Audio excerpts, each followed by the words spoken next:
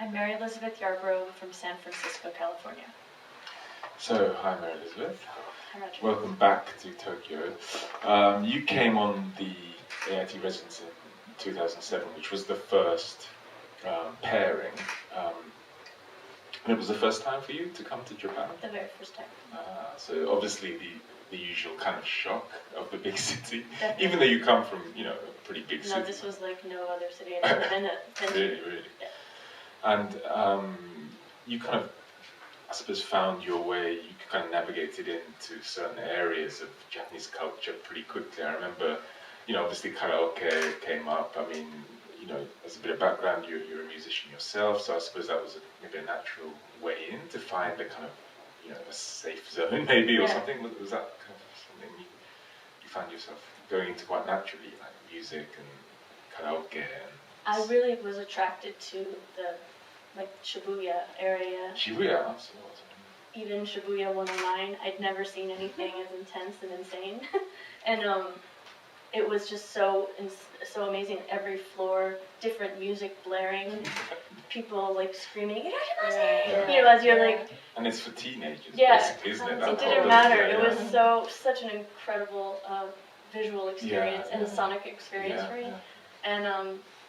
And also, like I was telling you earlier about the Shibuya crossing, it's this iconic thing that's in every movie and every thing. But to see it and to be in it was really something special. And it works.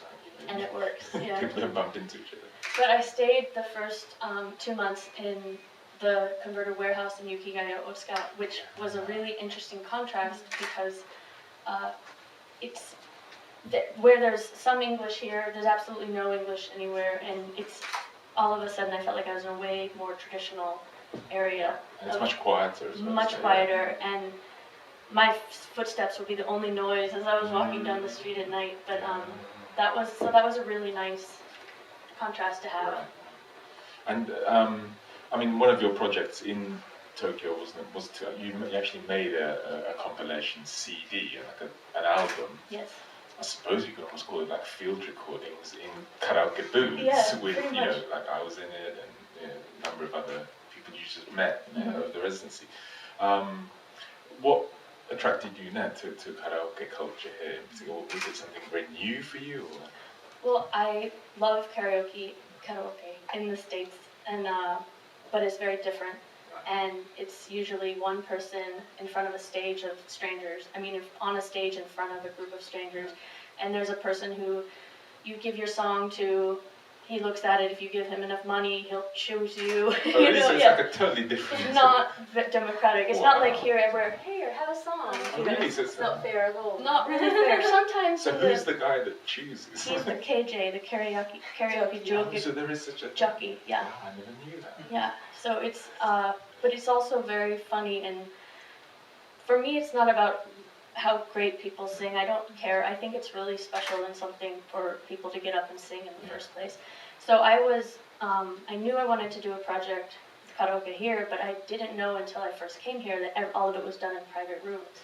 So that kind of threw a wrench in my plan, because I thought what I would do is go to these karaoke bars and meet people and ask them to be part of my collaboration, but and compilation, but instead it wasn't like that at all. And so, but what happened was, through you and through, I would meet other people, and then I would meet other people, and so it happened in this really nice organic way where the compilation was populated by strangers, but we would go to a karaoke bar in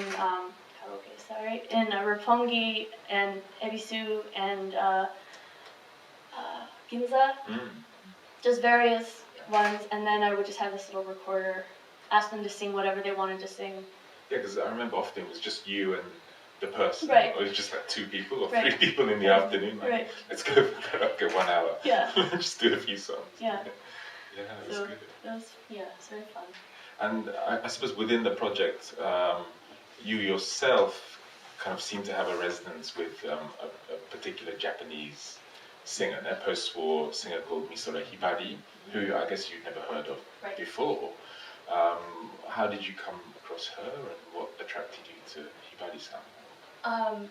When I first came here and was discussing my project with you and Yuko, I was, you asked me if I'd ever heard of Hibari-san, and I hadn't, and you explained how she was this iconic figure, and I should really hear her music and check her out, and so she became like a focus of part of my research. But I celebrated my birthday here, and for my birthday I was given a CD, and it's the CD where she's, you know, in her red dress, and I was really attracted to the song that I chose to learn, because it wasn't the most popular. It was part of the popular compilation, but it wasn't one of her recent hits. What do you make of like enka culture? I mean, I suppose, you know, broadly she stands jazz, but also enka, you know.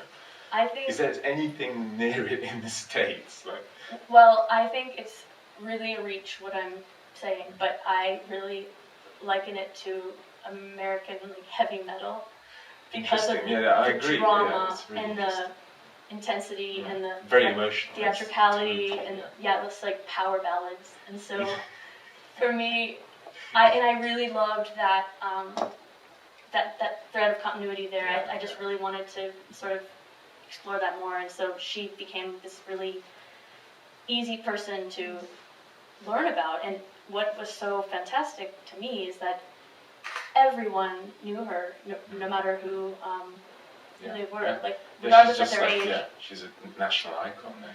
And she had never. I was also, I think, being from the States, very impressed that she'd never had some scandal or some horrible thing to.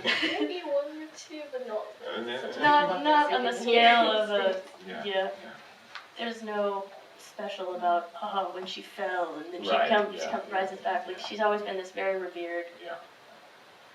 I have one question. Yes. Maybe it's related to this previous question, but I'm sure while you're in Tokyo, you heard so many different kinds of music, songs and sound, and yourself, this music.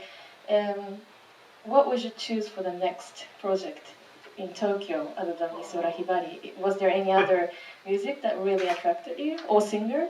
Well, you know, I did meet this person called Katsu, and he was Japanese, and he sang beautifully in French. In French? Yes, and so I went to one of his shows, and he was this really an anomaly, and so very popular. And when I was here, I accompanied him to a competition that someone gets to go to France if they sing the song, and he won. It was just this amazing thing. So that was really interesting to me. Someone doing sort of what I was doing, but in a language that I think is very difficult, and it was beautiful. So he sang, played guitar and sang, and so that seemed like a really nice point of departure from this other work. Do you think there's going to be some kind of collaboration between you and Katsu? Yeah. No, he's on the compilation, and but no, nothing formal like that. My time here was I was so busy in the studio so much making the work. So it was like part of the work was the karaoke, which was pretty nice. But then I was in the studio so much, so I didn't really have as much time as I'd like to have deeper roots, I guess.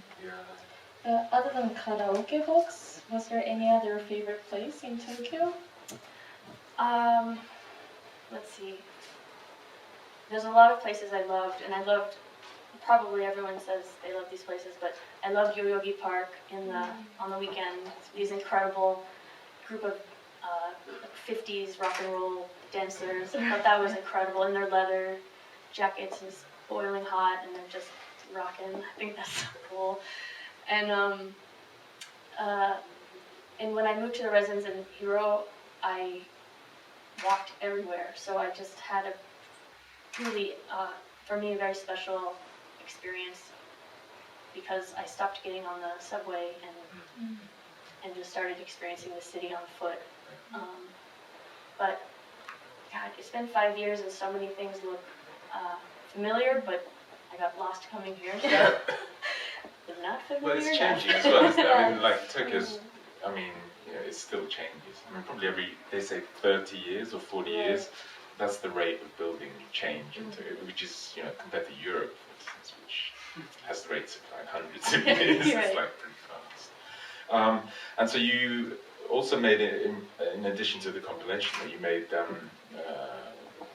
tape work image of you and Hibari, mic scans. So you made sort of tape pieces, and you also made a performance, which you did at the opening, where you kind of learned by ear only this song, Anagata Dochu by Hibari. What was that like? I mean, I imagine because you can't really understand what you're singing about. I mean, presumably someone told you what it means, roughly. No. Okay. Well, that was important to me to not have, to not necessarily know what I was singing or if I was making mistakes, because the people I was asking to be a part of the compilation didn't have that advantage.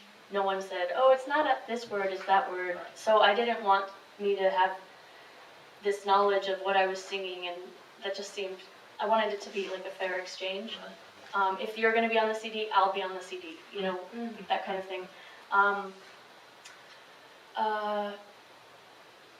just lost my train. Yeah, so... the reason, thank you. Listen to it on my iPad or iPod, whatever, iThing, and just phrase by phrase, okay, stop.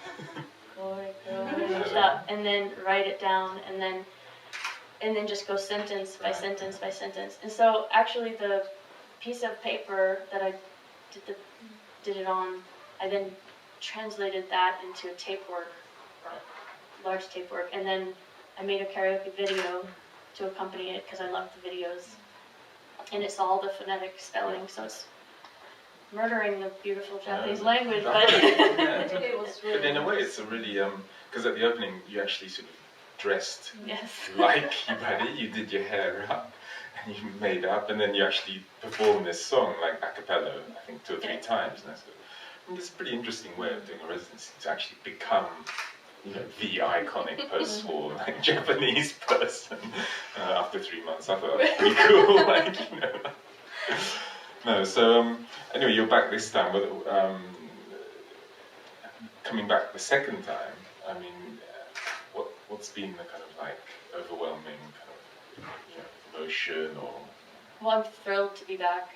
I love Tokyo, and so I do feel the sense of this familiarity and relief, even though it's so overwhelming and I can't understand anything. But I just love it very much. But it does seem very different than 5 years ago, and I wonder if it's because of the earthquake. And I really feel that when I came, it was a bit more formal.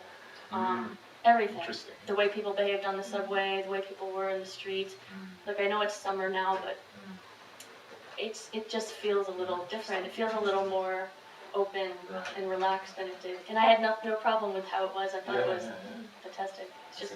It's a change. Great. Oh, sorry, Tokyo Hands is my favorite place. Oh yeah. Way beyond Yoyogi Park. Yeah, Forget about the trees.